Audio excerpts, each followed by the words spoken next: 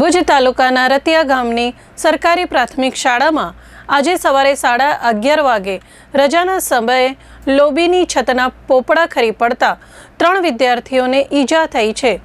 ઘવાયેલા વિદ્યાર્થીઓને સારવાર માટે ભુજની જીકે જનરલ સરકારી હોસ્પિટલમાં દાખલ કરવામાં આવ્યા છે। ઘવાયેલા વિદ્યાર્થીઓમાં ધોરણ 1માં અભ્યાસ કરતા 7 વર્ષીય અશફાક અબ્દુલ અને ધોરણ 4ની વિદ્યાર્થીની સનાયા લિયકત બોરિયાને માથાના ભાગે ટાંકા આવ્યા છે, જ્યારે કરણ સામજી કોલીને પગના ભાગે સામાન્ય ઈજા થઈ છે।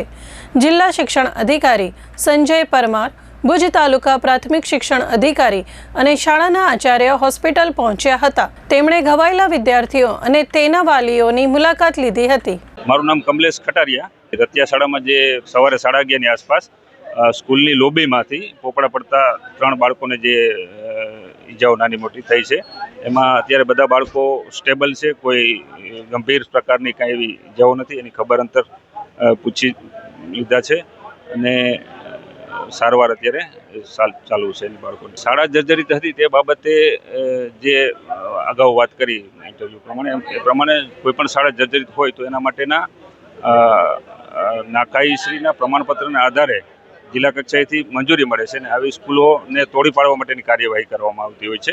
પણ આ જે શાળા છે, નાના રતિયા પ્રાથમિક શાળા, એમાં 2002માં શાળા બનેલી છે, એટલે એકદમ જર્જરિત હોય અને તોડી પાડવી પડે એવું પ્રાથમિક દ્રષ્ટિએ જણાતું ન હોય, એટલે એમણે સામાન્ય નોર્મલ રિપેરિંગ માટેની આવી કોઈ અરજી કરેલી હોય એવું ધ્યાને આવેલું છે। જે 3 બાળકોને ઈજા થઈ છે એમાંથી 2 બાળક 4થા ધોરણમાં ભણે છે અને 1 પહેલા ધોરણનું બાળક। તંત્ર અત્યારે ટીમ જે રતિયા પ્રાથમિક શાળા છે ત્યાં અમારા ટેકનિકલ રિસોર્સ પર્સન હોય છે, TRP, એ આ બાબતે જે સ્કૂલ જર્જરિત હોવા માટેની અરજી છે કે ક્યારે આવી શું છે, રિપેરેબલ છે, ક્યારે બની છે, આ બધી વિગતોનો ડિટેલ રિપોર્ટ એમની પાસેથી અત્યારે મંગાવેલો છે કે આ રિપોર્ટ કરશે એનો સ્કૂલ બાબતે।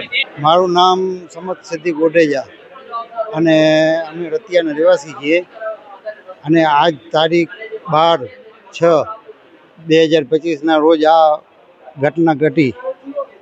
આ બહુ દુઃખજનક છે અને સ્કૂલ અમારી બહુ જર્જરિત છે અને સ્કૂલ આખી છત પડી ગઈ એમ છે અને 3 છોકરાને લાગ્યો છે અને એને ટાંકા પણ આવ્યા છે બહુ।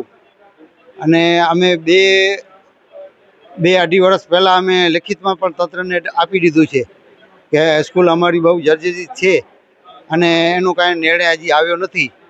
અને હજી પણ અમે એમ કહેવા માંગીએ છીએ કે આ સ્કૂલ બહુ જર્જરિત છે, એને હજી કાંઈ કરવામાં નહીં આવે તો આ મોટી દુર્ઘટના બની શકે એમ છે।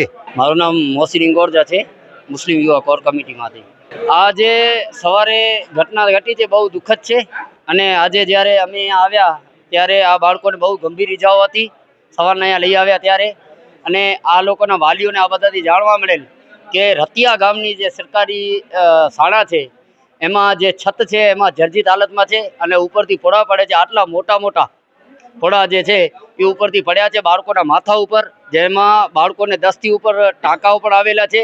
એટલે આ બહુ ગંભીર બનાવ છે। શિક્ષણ વિભાગ અને જિલ્લાના મોટા અધિકારીઓ આ બનાવને બહુ ગંભીરતાથી લે અને જેટલા પણ એના જવાબદાર અધિકારીઓ છે બધા એને સસ્પેન્ડ કરે અને જે બાળકોના વાલીઓ છે તેને વળતર આપે, સ્કૂલની તાત્કાલિક રિપેરિંગ કરાવે અને સાથે મોન્સૂન સત્ર છે, આ ચોમાસું આવવાનું છે તો તાત્કાલિક આ બધા સ્કૂલો જે સરકારી છે જર્જરિત હાલતમાં છે બધાની એક સર્વે કરાવે અને બધાની રિપેરિંગ કરાવે। આવી ઘટના બીજી પણ બની શકે છે।